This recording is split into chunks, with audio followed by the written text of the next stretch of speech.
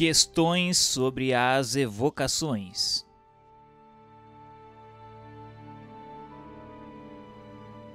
Alguém pode evocar os espíritos sem ser médium? Todo mundo pode evocar os espíritos, e se os que chamais não podem se manifestar materialmente, não estão menos ao redor de vós e vos escutam? O espírito evocado atende sempre ao chamado que lhe é feito? Isso depende das condições em que se encontra, porque há circunstâncias nas quais não o podem. Quais são as causas que podem impedir um espírito de vir ao nosso chamado? Primeiro sua vontade, depois seu estado corporal. São os que pela sua natureza pertencem ainda a mundos inferiores à Terra. Aqueles que estão nas esferas de punição também não o podem, salvo uma permissão superior que não é concedida senão com um objetivo de utilidade geral. Para que um espírito possa se comunicar, é preciso que tenha atingido o grau de adiantamento do mundo no qual é chamado. De outro modo, é estranho às ideias desse mundo e não tem nenhum ponto de comparação. Não ocorre o mesmo com aqueles que são enviados em missão ou expiação aos mundos inferiores. Têm ideias necessárias para responderem. Por quais motivos a permissão de se comunicar pode ser recusada a um espírito? Pode ser uma prova ou uma punição para ele ou para aquele quem o chama. Como os espíritos dispersos no espaço ou nos diferentes mundos podem ouvir de todos os pontos do universo as evocações que lhes são feitas? Frequentemente são prevenidos pelos espíritos familiares que vos cercam e que vão procurá-los. Mas se passa aqui um fenômeno que é difícil de vos explicar, porque não podeis ainda compreender o modo de transmissão do pensamento entre os espíritos.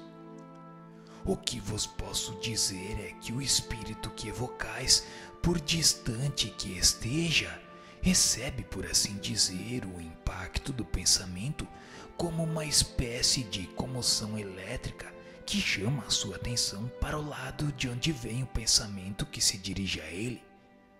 Pode-se dizer que ouve o pensamento como na terra ouvis a voz. E o fluido universal é o veículo do pensamento como o ar é do som? Sim, com a diferença de que o som não pode se fazer ouvir senão em um raio muito limitado, ao passo que o pensamento atinge o infinito. O espírito no espaço é como um viandante em meio de uma vasta planície e que de repente, ouvindo pronunciar seu nome, se dirige para o lado de onde vem o chamado. Sabemos que as distâncias são pouca coisa para os espíritos. Entretanto, admira-se de vê-los algumas vezes responder tão prontamente ao chamado como se estivessem em estado muito perto. Com efeito, algumas vezes o estão. Se a evocação é premeditada, o espírito é advertido antecipadamente e frequentemente se encontra aí no momento em que é chamado.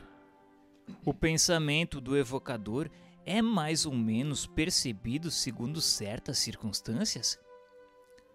Sem nenhuma dúvida, o espírito chamado por um sentimento simpático e benevolente é mais vivamente tocado. É como uma voz amiga que reconhece. Sem isso, frequentemente ocorre que a evocação não produz efeito. O pensamento que brota da evocação bate no espírito. Se é mal dirigido, bate no vazio. Ocorre com os espíritos igual aos homens. Se aquele que os chamam lhes é indiferente ou antipático, podem ouvir, mas com frequência não o atendem. E o espírito evocado vem voluntariamente ou é constrangido a isso? obedece à vontade de Deus, quer dizer, a lei geral que rege o universo. Porém, constrangido não é a palavra certa, porque julga-se se é útil vir, e aí está ainda para ele o livre-arbítrio. O espírito superior vem sempre quando é chamado com um fim útil. Não se recusa a responder senão no meio de pessoas pouco sérias e tratando a coisa como diversão. O espírito evocado pode se recusar a vir ao chamado que lhe é feito? Perfeitamente. Onde estaria seu livre-arbítrio sem isso? Credes que todos os seres do universo estejam à vossa ordem? E vós mesmos, crede-vos obrigados a responder a todos aqueles que pronunciam o vosso nome? Quando digo que pode a isso se recusar, entendo sobre o pedido do evocador, porque um espírito inferior pode ser constrangido a vir por um espírito superior. Há para o evocador um meio de constranger o espírito a vir contra a sua vontade? Nenhum. Se esse espírito é vosso igual ou superior em moralidade, digo em moralidade e não em inteligência, porque não tendes sobre ele nenhuma autoridade. Se é vosso inferior, podeis, se for para seu bem, porque então outros espíritos vos secundarão. Há inconveniente em evocar espíritos inferiores e pode-se temer em os chamando colocar-se sob seu domínio? Eles não dominam senão aqueles que se deixam dominar. Quem está assistido por bons espíritos nada tem a temer. Impõe-se aos espíritos inferiores e estes não se impõem a ele. No isolamento, os médiuns, sobretudo aqueles que começam, devem se abster dessas espécies de evocações. É necessário aplicar algumas disposições particulares nas evocações? O mais essencial de todas as disposições é o recolhimento, quando se quer ter relações com os espíritos sérios. Com a fé e o desejo do bem, se está em mais condições para evocar os espíritos superiores. Elevando sua alma por alguns instantes de recolhimento, no momento da evocação, se identifica com os bons espíritos e os dispõe a virem. E a fé é necessária para as evocações? A fé em Deus, sim. Para o mais, a fé virá se quiserdes o bem e tiverdes o desejo de vos instruir. Os homens reunidos em uma comunidade de pensamentos e de intenções têm mais força para evocar os espíritos? Quando todos estão reunidos para a caridade e para o bem, obtêm grandes coisas. Nada é mais nocivo ao resultado das evocações do que a divergência de pensamentos. A precaução de fazer a cadeia em se dando as mãos durante alguns minutos no início das reuniões é útil? A cadeia é um meio material que não estabelece a união entre vós, se ela não existe no pensamento. O que é mais útil do que tudo isso é unir-se em um pensamento comum, apelando cada um de seu lado aos bons espíritos. Não sabeis tudo o que se poderia obter em uma reunião séria, na qual fosse banido todo sentimento de orgulho e de personalidade, e onde reinasse um sentimento de mútua cordialidade? E são preferíveis as evocações com dias e horas fixados? Sim, e se possível no mesmo lugar. Os espíritos aí vão naturalmente. É o desejo constante que tendes o que ajuda os espíritos a virem se colocar em comunicação convosco. Os espíritos têm suas ocupações que não podem deixar de improviso para vossa satisfação pessoal. Digo no mesmo lugar, mas não creiais que seja uma obrigação absoluta, porque os espíritos vão por toda parte. Quero dizer que um lugar consagrado a isso é preferível, porque o recolhimento nele é mais perfeito. Certos objetos, tais como medalhas e talismãs, têm a propriedade de atraírem ou repelirem os espíritos, como alguns o pretendem? Essa pergunta é inútil, porque sabeis bem que a matéria não tem nenhuma ação sobre os espíritos. Estejais bem certo de que jamais um bom espírito aconselha semelhantes absurdos. A virtude dos talismãs de qualquer natureza que sejam não existiu senão na imaginação das pessoas crédulas.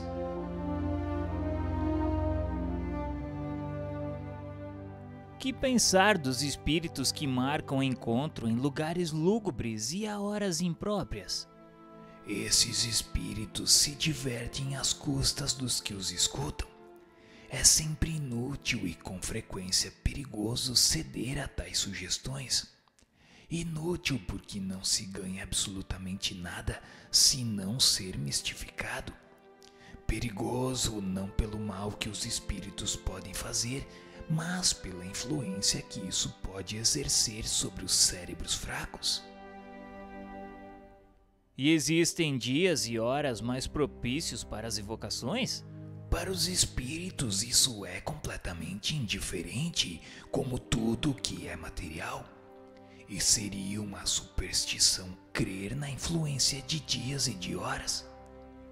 Os mais propícios momentos são aqueles nos quais o evocador pode estar ou menos distraído por suas ocupações habituais, quando seu corpo e seu espírito estão mais calmos. A evocação é para os espíritos uma coisa agradável ou penosa? Eles vêm de boa vontade quando são chamados? Isso depende de seu caráter e do motivo que os fez chamar. Quando o objetivo é louvável e quando o meio lhe é simpático, é para eles uma coisa agradável e mesmo atraente. Os espíritos ficam sempre felizes com a afeição que se lhes testemunha. Há aqueles para quem é uma grande alegria se comunicar com os homens e que sofrem com o abandono em que são deixados. Mas, como disse, isso depende igualmente do seu caráter. Entre os espíritos há também os misantropos que não gostam de ser perturbados e cujas respostas se ressentem do seu mau humor, sobretudo quando são chamados por pessoas indiferentes pelas quais não se interessam. Um espírito frequentemente não tem nenhum motivo para vir ao chamado de um desconhecido que lhe é indiferente e que está sempre movido pela curiosidade. Se vem, não o faz em geral, senão em curtas aparições, ao menos que haja um objetivo sério e instrutivo na evocação. Nota: vêm-se pessoas que não evocam seus parentes senão para pedir-lhes as coisas mais vulgares da vida material. Por exemplo, um para saber se aluga ou se vende sua casa, um outro para conhecer o proveito que tirará de sua mercadoria, o lugar onde o dinheiro foi depositado, se tal assunto será ou não vantajoso. Nossos parentes de além-túmulo não se interessam por nós senão em razão da afeição que tenhamos por eles. Se todo o nosso pensamento se limita a crê-los adivinhões, se não pensamos neles senão para pedir-lhes notícias, não podem ter por nós uma grande simpatia e ninguém deve admirar-se pelo pouco de benevolência que testemunham.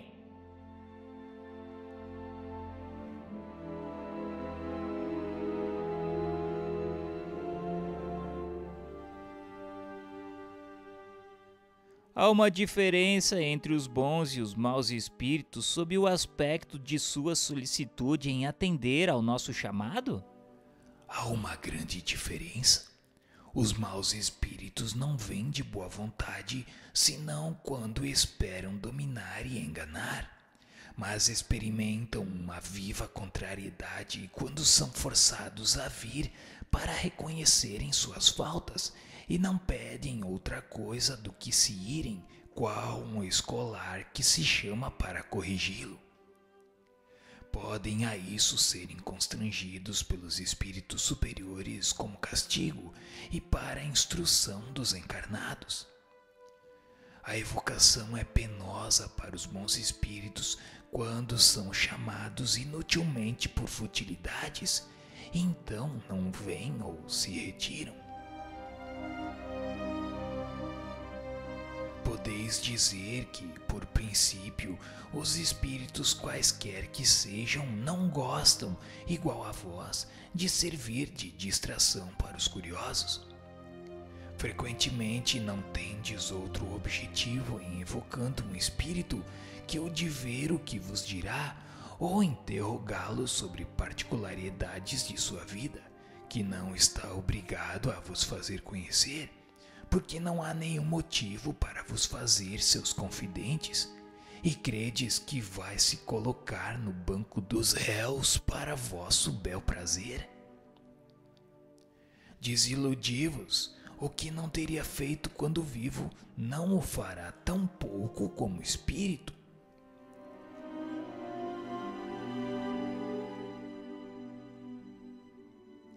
Nota: a experiência prova com efeito que a evocação é sempre agradável aos espíritos quando feita com um fim sério e útil. Os bons vêm com prazer para nos instruir, os que sofrem encontram alívio na simpatia que se lhes testemunha. Os que conhecemos ficam satisfeitos com a nossa lembrança. Os espíritos levianos gostam de ser evocados pelas pessoas frívolas porque isso lhes propicia a ocasião de se divertirem às suas custas. Não se sentem bem com as pessoas sérias.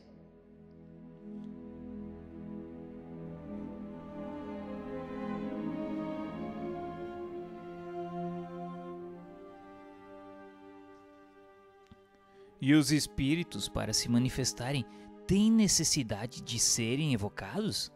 Não, apresentam-se a miúde sem serem chamados, e isso prova que vêm de boa vontade. Quando um espírito se apresenta por si mesmo, pode-se estar mais certo de sua identidade? De nenhum modo, porque os espíritos enganadores frequentemente empregam esse meio para melhor enganar. Quando se evoca pelo pensamento o espírito de uma pessoa, esse espírito vem a nós ainda mesmo quando não haja manifestação pela escrita ou de outro modo? A escrita é um meio material para o espírito atestar a sua presença, mas é o pensamento que atrai e não o fato da escrita. Quando um espírito inferior se manifesta, pode-se obrigá-lo a se retirar? Sim, não o escutando mais. Mas como quereis que se retire quando vos divertis com suas torpezas? Os espíritos inferiores se prendem àqueles que os ouvem com complacência, como os tolos entre vós. E a evocação feita em nome de Deus é uma garantia contra a intromissão dos maus espíritos? O nome de Deus não é um freio para todos os espíritos perversos, mas os retém muito. Por esse meio, afastareis sempre alguns, e os afastareis bem se mais é feita do fundo do coração e não como uma fórmula banal. E poderia-se evocar nominalmente a vários espíritos ao mesmo tempo? Não há para isso nenhuma dificuldade. E se tivesseis 3 ou 4 mãos para escrever, 3 ou 4 espíritos vos responderiam ao mesmo tempo. É o que ocorre quando se tem vários médiuns. Quando vários espíritos são evocados simultaneamente e não há senão um médium, qual é aquele que responde? Um deles responde por todos e exprime o pensamento coletivo. O mesmo espírito poderia se comunicar ao mesmo tempo na sessão que está a decorrer por dois médiuns diferentes? Tão facilmente como tendes homens que ditam várias cartas ao mesmo tempo. Nota: vimos um espírito responder ao mesmo tempo por dois médiuns as perguntas que se lhe dirigiam, a um em inglês e ao outro em francês. E as respostas eram idênticas pelo sentido, algumas eram mesmo a tradução literal uma da outra. Dois espíritos evocados simultaneamente por dois médiuns podem estabelecer entre eles uma conversação, esse modo de comunicação não sendo necessário para eles, uma vez que leem reciprocamente seus pensamentos. A isso se prestam algumas vezes para nossa instrução. Se esses são espíritos inferiores, como estão ainda imbuídos de paixões terrestres e de ideias corporais, pode ocorrer de se disputarem e de se apostrofarem por palavras grosseiras, de censurarem mutuamente seus erros e mesmo lançar lápis, cestas, pranchetas e etc., um contra o outro.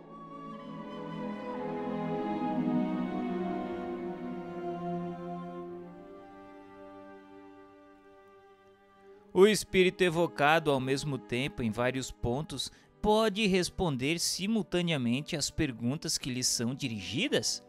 Perfeitamente, mas isso se é um espírito elevado. E nesse caso, o espírito se divide ou tem o dom da ubiquidade? O Sol é um e todavia irradia em todo o seu redor, lançando ao longe seus raios sem se subdividir. Ocorre o mesmo com os espíritos. O pensamento do espírito é como uma centelha que projeta ao longe sua claridade e pode ser percebida em todos os pontos do horizonte. Quanto mais o espírito é puro, tanto mais seu pensamento irradia e se estende como a luz. Os espíritos inferiores são muito materiais, não podem responder senão a uma única pessoa por vez e não podem vir se são chamados em outro lugar. Um espírito superior chamado ao mesmo tempo em dois pontos diferentes responderá às duas evocações se forem tão sérias e tão fervorosas, tanto uma como a outra. Em caso contrário, dá preferência à mais séria.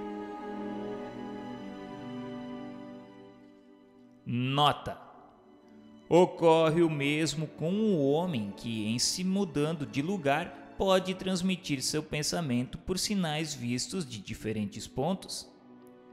Em uma sessão da Sociedade Parisiense de Estudos Espíritas, onde a questão da ubiquidade havia sido discutida, um espírito dita espontaneamente a comunicação seguinte: Perguntáveis esta tarde qual era a hierarquia dos espíritos para a ubiquidade. Comparai-vos a um balão que se eleva pouco a pouco no ar. Quando próximo à Terra, um pequeno círculo pode percebê-lo à medida que se eleva, o círculo se alarga para ele. E quando chega a uma certa altura, parece a um número infinito de pessoas. Assim é convosco. Um mau espírito que ainda está preso à terra fica num círculo restrito ao meio de pessoas que o veem. Cresça em graça, melhore-se e poderá conversar com várias pessoas. E quando tornar-se espírito superior, poderá irradiar como a luz do sol, mostrar-se a várias pessoas e em vários lugares ao mesmo tempo.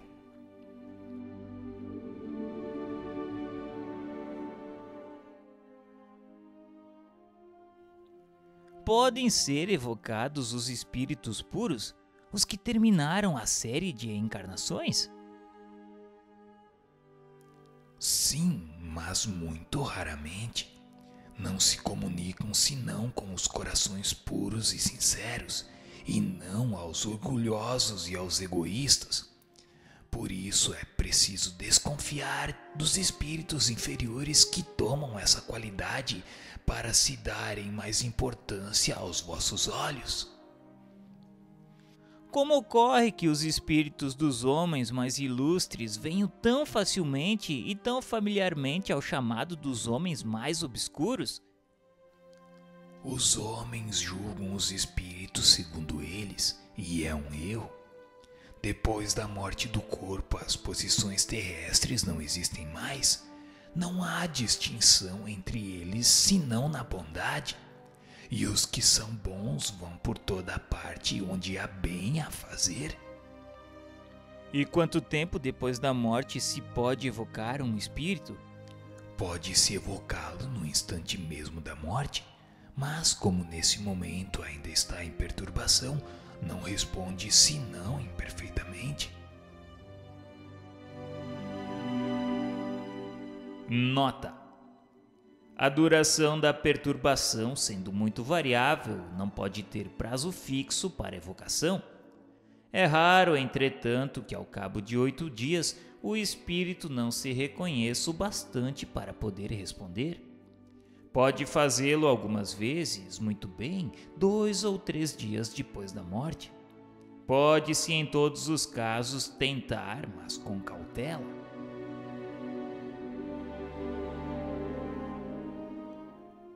A evocação no instante da morte é mais penosa para o espírito do que seria mais tarde? Algumas vezes é como se vos arrancassem do sono antes que estivesseis completamente despertos. Há, entretanto, os que com isso não ficam nada contrariados, e mesmo que isso ajuda a sair da perturbação. Como o espírito de uma criança morta em tenra idade pode responder com conhecimento de causa quando em sua vida não tinha ainda a consciência de si mesma? A alma da criança é um espírito ainda envolvido nas faixas da matéria, mas liberto da matéria, goza das suas faculdades de espírito, porque os espíritos não têm idade, o que prova que o espírito da criança já viveu. Entretanto, até que esteja completamente liberto, pode conservar na sua linguagem alguns traços característicos da infância.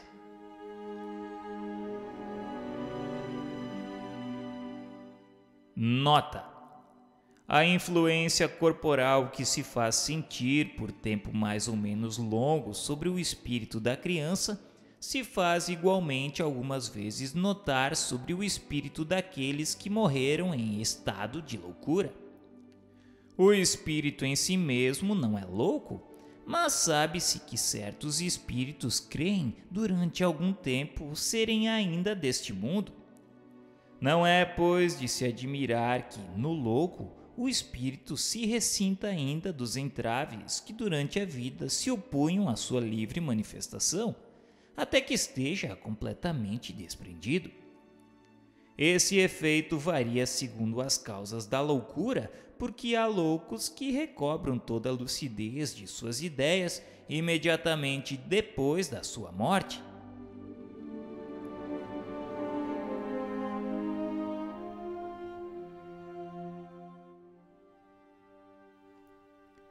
Pode-se evocar o espírito de um animal? Depois da morte do animal, o princípio inteligente que estava nele fica em estado latente, logo é utilizado por certos espíritos encarregados desse cuidado para animar novos seres nos quais continua a obra da sua elaboração. Assim, no mundo dos espíritos não há espíritos de animais errantes, mas somente espíritos humanos. Isso responde à vossa pergunta. Como se dá então que certas pessoas tenham evocado animais e obtiveram respostas? Evocai um rochedo e ele vos responderá. há sempre uma multidão de espíritos prontos para tomarem a palavra para tudo.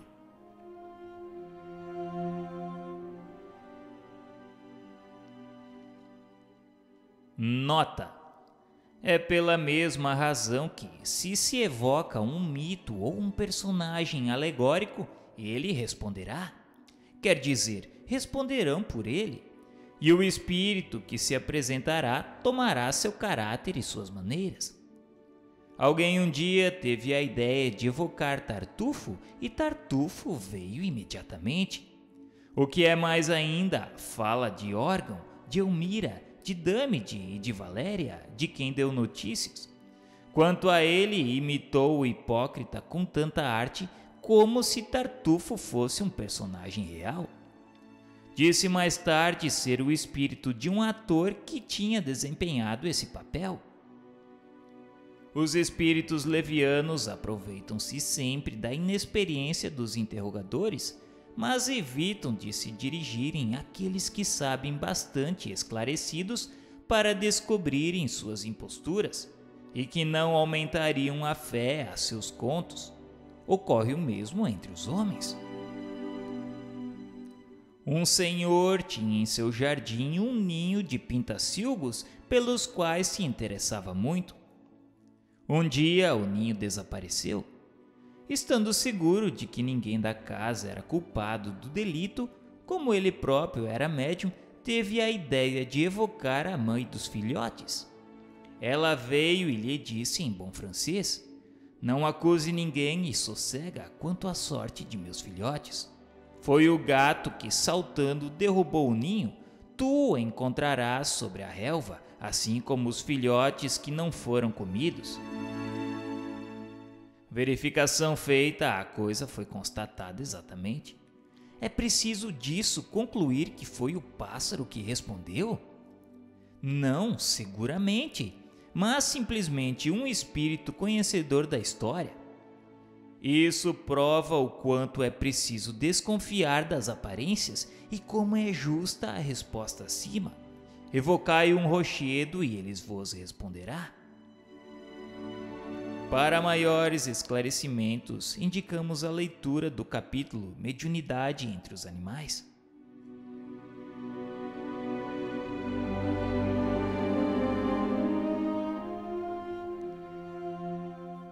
A encarnação do espírito é um obstáculo absoluto à sua evocação? Não, mas é preciso que o estado do corpo permita ao espírito desprender-se nesse momento. O espírito encarnado vem tanto mais facilmente quanto o mundo onde se encontra seja de uma ordem mais elevada, porque os corpos aí são menos materiais. E pode-se evocar o espírito de uma pessoa viva? Perfeitamente, uma vez que se pode evocar um espírito encarnado. O espírito de um vivo pode também, nesses momentos de liberdade, se apresentar sem ser evocado. Isso depende de sua simpatia pelas pessoas com as quais se comunica. E em qual estado está o corpo da pessoa cujo espírito se evoca? Dorme ou dormita. É então que o espírito está livre. E o corpo poderia despertar enquanto o espírito está ausente? Não, o espírito é forçado a entrar nele. Se nesse momento conversa convosco, vos deixa e frequentemente disso vos diz o motivo. Como o espírito ausente do corpo é advertido da necessidade de sua presença? O espírito de um corpo vivo dele não está jamais completamente separado. A qualquer distância que se transporte, a ele se prende por um laço fluídico que serve para chamá-lo quando isso é necessário. Esse laço não se rompe senão com a morte. Nota: esse laço fluídico com frequência tem sido percebido por médiuns videntes. É uma espécie de rastro fosforescente que se perde no espaço e na direção do corpo. Certos espíritos disseram que é por isso que reconhecem os que pertencem ainda ao mundo corporal.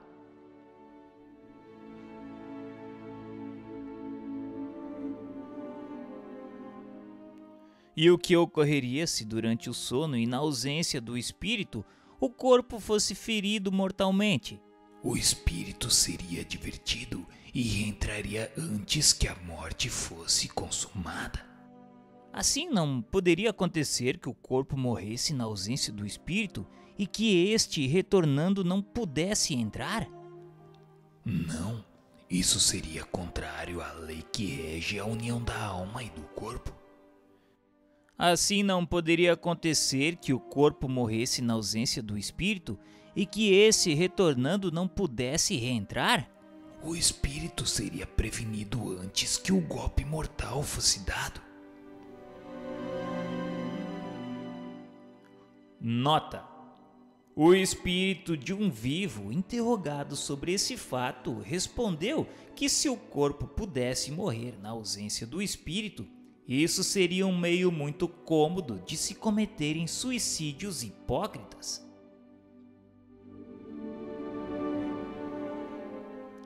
O espírito de uma pessoa evocada durante o sono é tão livre para se comunicar como de uma pessoa morta? Não, a matéria o influencia sempre mais ou menos.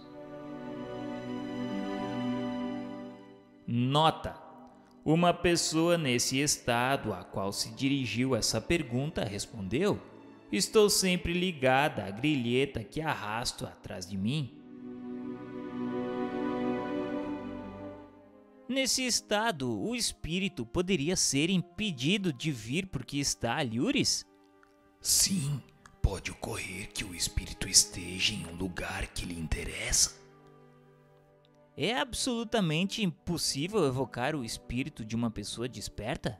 Embora difícil, isso não é absolutamente impossível, porque se a evocação bate no alvo, pode-se dar que a pessoa adormeça. Mas o espírito não pode se comunicar como espírito, senão nos momentos nos quais sua presença não é necessária à atividade inteligente do corpo. Quando a evocação é feita com o consentimento da pessoa e esta procura dormir para esse efeito, pode ocorrer que essa preocupação retarde o sono e perturbe o espírito. Por isso, o sono não é forçado, é ainda preferível.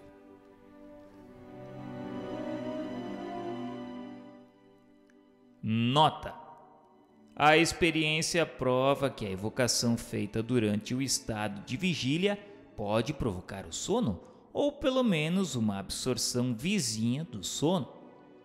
Mas esse efeito não pode ter lugar senão por uma vontade muito enérgica. E se existem laços de simpatia entre as duas pessoas, de outro modo a evocação não dá resultado. No caso mesmo em que a evocação poderia provocar o sono, se o momento é inoportuno, a pessoa não querendo dormir, oporá resistência e se sucumbe, seu espírito por isso estará perturbado e dificilmente responderá.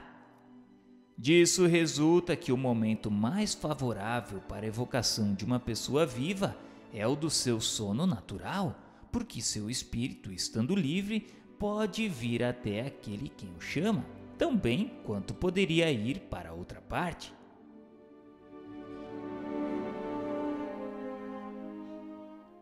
Uma pessoa viva evocada, disso tem consciência no seu despertar? Não.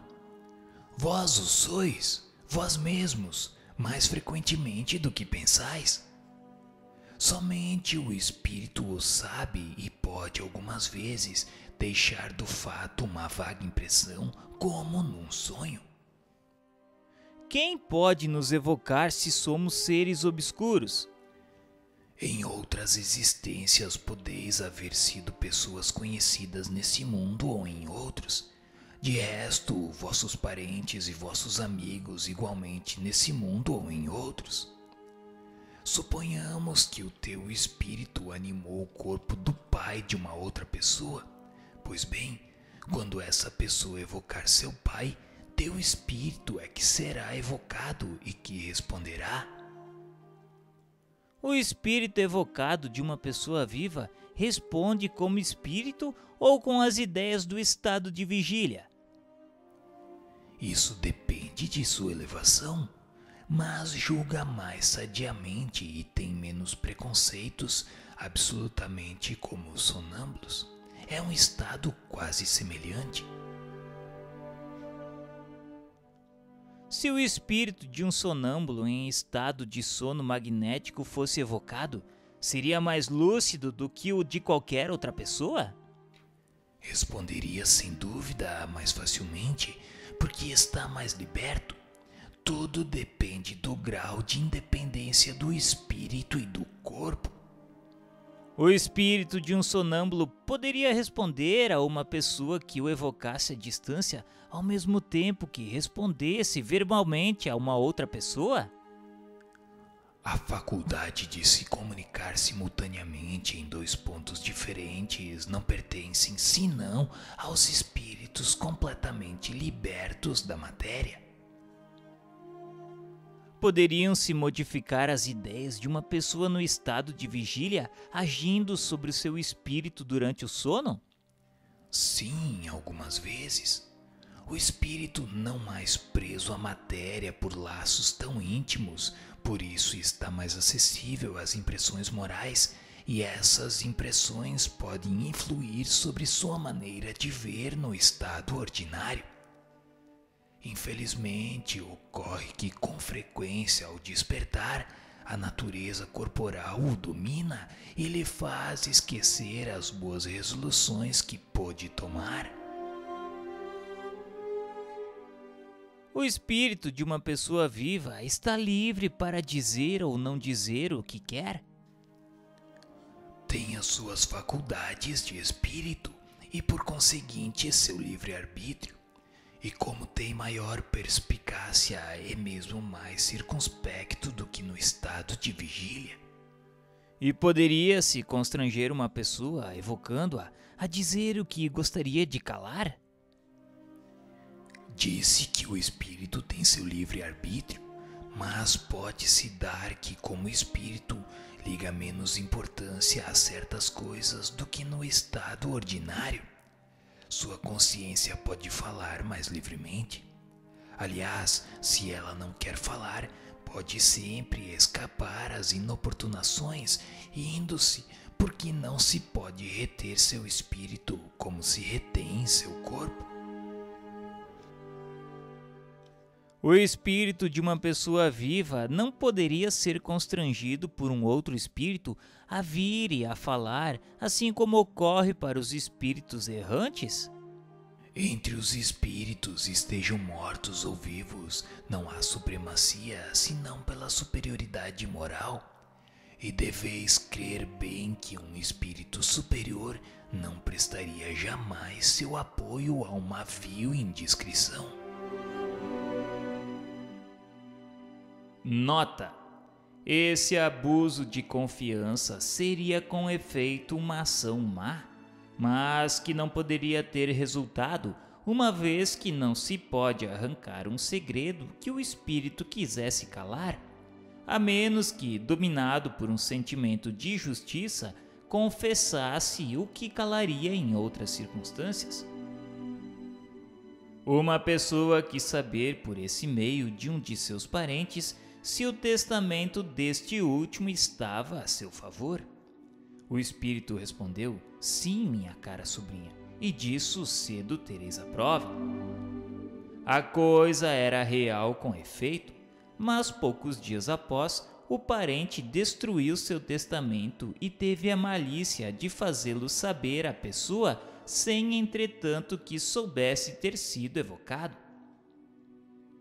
Um sentimento instintivo leva, sem dúvida, a executar a resolução que seu espírito havia tomado depois da pergunta que lhe havia sido feita. A covardia em pedir ao espírito de um morto ou de um vivo o que não se ousaria pedir à sua pessoa, e essa covardia não tem, mesmo por compensação, o resultado que se pretende.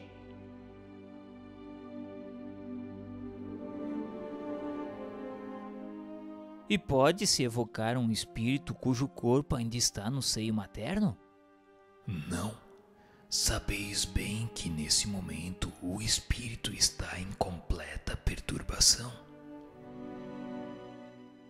Nota: a encarnação não tem definitivamente lugar senão no momento em que a criança respira. Mas, desde a concepção, o espírito designado para animá-la está tomado de uma perturbação que aumenta a aproximação do nascimento e lhe tira a consciência dele mesmo e, por consequência, a faculdade de responder. Para maiores esclarecimentos, indicamos a leitura de O Livro dos Espíritos na questão Retorno à Vida Corporal, União da Alma e do Corpo, número 344.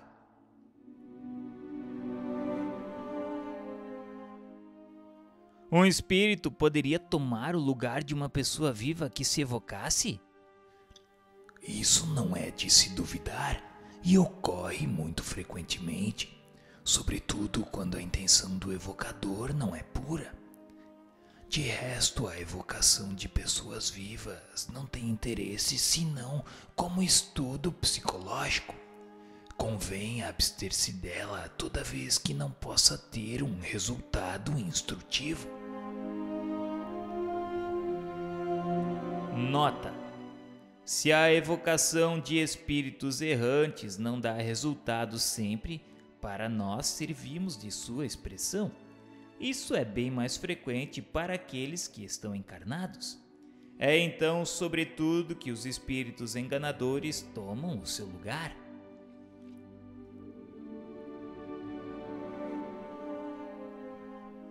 A evocação de uma pessoa viva tem algum inconveniente?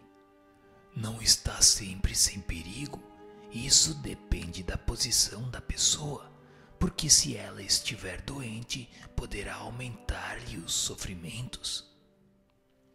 E em que casos a evocação de uma pessoa viva pode ter mais inconvenientes?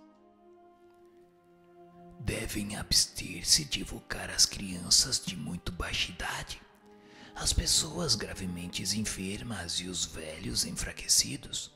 Numa palavra, pode ter inconvenientes todas as vezes em que o corpo esteja muito fraco.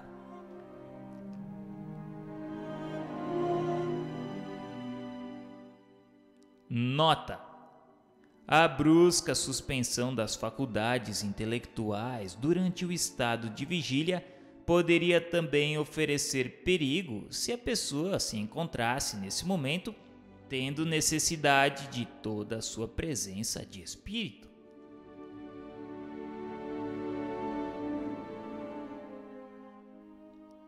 Durante a evocação de uma pessoa viva, seu corpo experimenta fadiga em consequência do trabalho ao qual se entrega o espírito embora ausente? Uma pessoa nesse estado e que pretendia que seu corpo se fatigasse respondeu a essa pergunta: meu espírito é como um balão cativo preso a um poste. Meu corpo é o poste que se abala pelas sacudidelas do balão.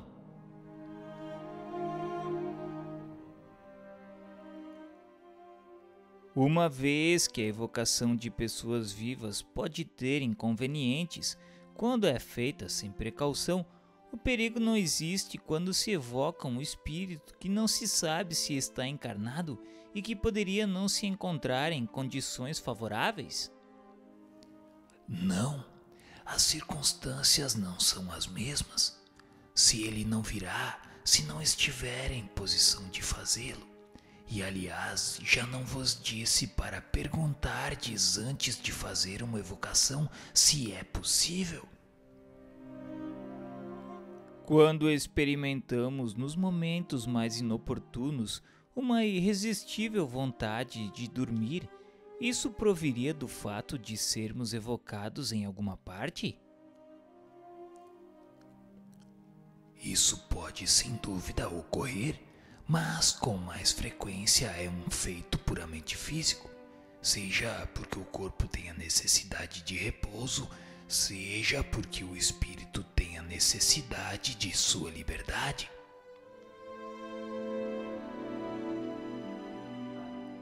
Nota: uma dama médium de nosso conhecimento teve um dia a ideia de evocar o espírito de seu neto que dormia no mesmo quarto.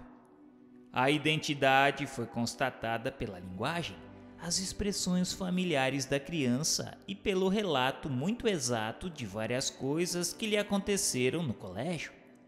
Mas uma circunstância veio confirmá-la. De repente, a mão da médium se detém no meio de uma frase sem que lhe seja possível mais nada obter. Nesse momento, a criança semi-desperta fez vários movimentos em seu leito.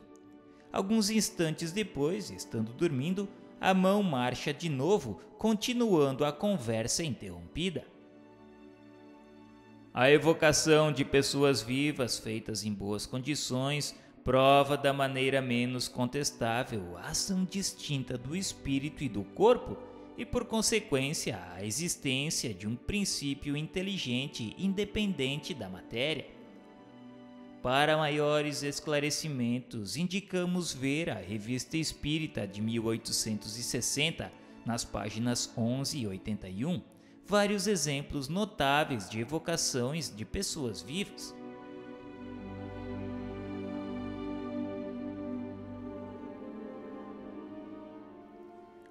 Duas pessoas evocando-se mutuamente poderiam transmitir seus pensamentos e se corresponderem?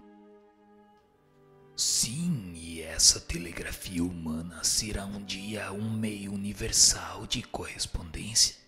E por que não seria praticada desde o presente? Ela é praticável para certas pessoas, mas não para todo mundo. É preciso que os homens se depurem para que seu espírito se liberte da matéria. E é ainda uma razão para se fazer a evocação em nome de Deus.